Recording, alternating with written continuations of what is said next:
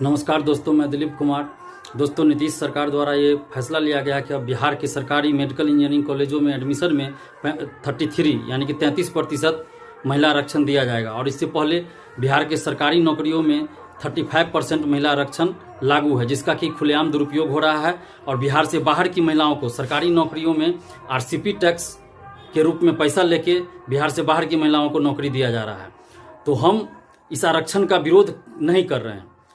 35% आरक्षण जो सरकारी नौकरियों में मिला उसका भी हम समर्थन कर रहे हैं, और उसका जो दुरुपयोग हो रहा था उसका हम 2 साल से विरोध कर रहे थे कि बिहार से बाहर की महिलाओं को सरकारी नौकरियों में 35% महिला आरक्षण का लाभ नहीं मिलना चाहिए, क्योंकि बिहार में वैसे ही बेरोजगारी ज़्यादा है और यहाँ जनसंख्या भी ज़्यादा है और यहाँ फैक्ट्री नहीं है, काम धंधा नहीं है। तो इसलिए बिहार से बाहर की महिलाओं को आरक्षण देने का कोई औचित्य ही नहीं बनता है।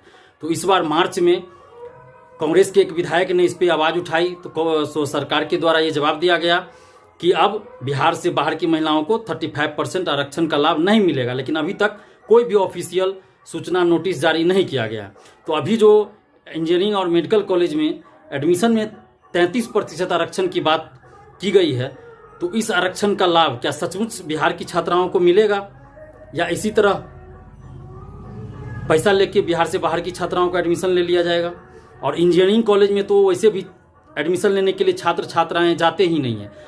बिहार में जितने भी इंजीनियरिंग कॉलेज है जिसकी स्थापना नीतीश सरकार ने किया है, वहाँ तो 5-7 साल से आप देख लीजिए कि सीट खाली रह जा रहा है। वहाँ कोई एडमिशन लेने के लिए नहीं जा रहे हैं, क्योंकि वहाँ इंफ्रास्ट्रक्चर है ही नहीं। सिर्फ और सिर्फ बिल्डिंग खड़ा कर दिया गया है। जहाँ 100 टीचर चाहिए वहाँ पे 30-32 टीचर हैं, और वो भी कॉन्ट्रैक्ट बेसिस वाले, अनुबंध वाले।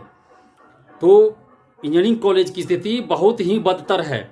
वहाँ न क्लास होता है रेगुलर, न कुछ होता है, बस हाजिरी बनता है, फॉर्मेलिटी के लिए एग्जाम होता है और डिग्री बांटा जाता है। समझिए, एक तरह से बिहार के जितने भी इंजीनियरिंग कॉलेज है जिसकी स्थापना नीतीश सरकार ने किया है, तो उसमें सिर्फ और सिर्फ आपको डिग्री मिलेगा। हॉस्टल भी नहीं है, सब कॉलेज में हॉस्टल की सुविधा नहीं है, छात्राओं को बाहर रहना पड़ता है प्राइवेट लॉज में, हॉस्टल में, और डिग्री मिलता है। और उस डिग्री को लेके सड़क पे बेरोजगार छात्र छात्राएं घूमते हैं, और अंततः उनको एसएससी, रेलवे, बैंकिंग इत्यादि की तैयारी करनी पड़ती है। तो इसी वजह से 5-7 साल से आप देखिए कि बिहार के इंजीनियरिंग कॉलेजों में सीट खाली रह जा रहा है, और एडमिशन लेने के लिए छात्र छात्राएं जाते भी नहीं है। बहुत सारा सीट खाली रह जाता है। पिछले 2019 में तो पेपर में छपा था कि आधा से ज़्यादा सीट इंजीनियरिंग कॉलेज का खाली रह गया। अब आप सोच सकते हैं, जब उस डिग्री का कोई वैल्यू ही नहीं है तो फिर क्यों जाएगा छात्र समय बर्बाद करने, पैसा बर्बाद करने।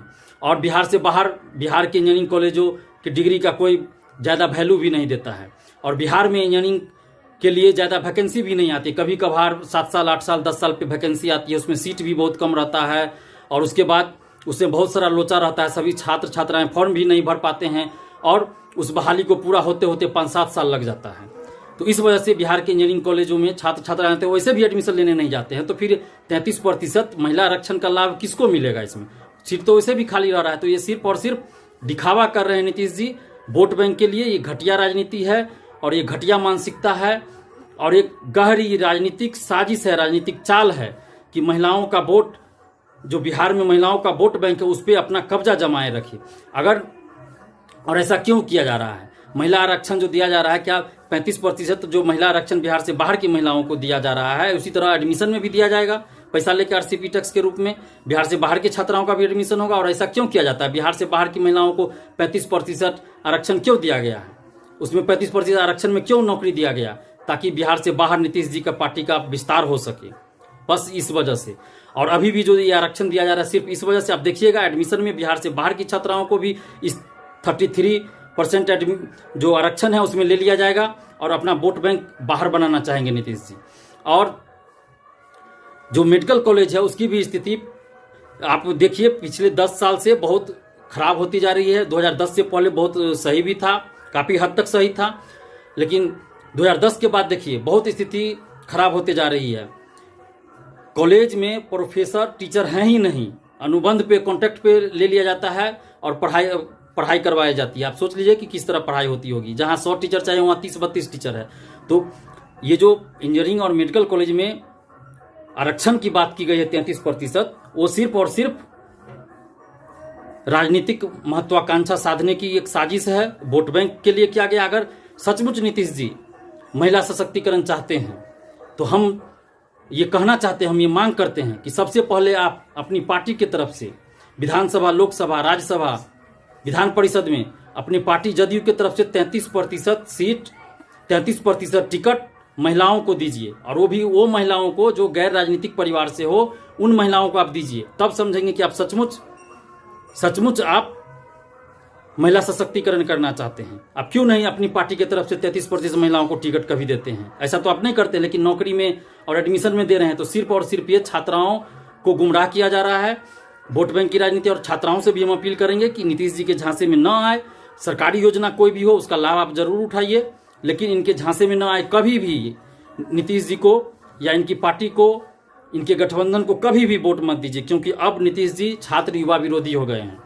आप खुद देखिए कि पिछले दरोगा बहाली में 100 से ज़्यादा, लगभग 300 साढ़े 300 गर्भवती छात्राएं थी जो नीतीश जी से बार बार मिलने जा रही थी, लेकिन नीतीश जी नहीं मिले, इनको न्याय नहीं दिए। तो लास्टली इनको हाई कोर्ट जाना पड़ा, फिर सुप्रीम कोर्ट तक लड़ना पड़ा, और सुप्रीम कोर्ट से इन लोगों को न्याय मिला, जीत मिली।